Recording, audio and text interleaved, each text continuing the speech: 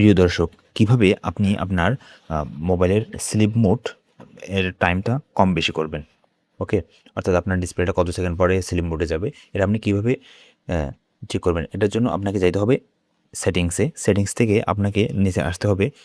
এখানে display and brightness আসার পরে এখানে নিচে দেখতে পাচ্ছেন স্ক্রিন টাইম আউট। ওকে? স্ক্রিন টাইম আউট থেকে এখানে আপনি যত সেকেন্ড সিলেক্ট করে দিবেন তত সেকেন্ড। দেখেন এখানে 15 সেকেন্ড, 30 সেকেন্ড, 1 মিনিট, 2 মিনিট, তারপর 5 মিনিট, 30 মিনিট আছে, হ্যাঁ? এগুলোর মধ্যে থেকে যেটা আপনার ভালো লাগবে সেটা সিলেক্ট করে দিবেন, তাহলে আপনার এটা হয়ে যাবে ১। ২ নম্বর কথা হচ্ছে যে আপনি মাঝে, মাঝে দেখতে পারেন যে এখানে আপনার এটা কাজ করতেছে না। তাহলে সেটা কেন কাজ করবে না? কাজ না করার কারণটা হচ্ছে যদি আপনার ফোনের এই যে আউটডোর বুস্টার অন থাকে, আউটডোর, এই যে আউটডোর বুস্টার, এই অপশনটা যদি আপনার অন থাকে তাহলে কিন্তু ওইটা কাজ করবে না। কেন কাজ করবে না? আপনাকে দেখাই। ওইটা কাজ না করার কারণটা হচ্ছে এখানে দেখেন, এখন আমি আউটডোর বুস্টারটা অন করে রাখলাম তো।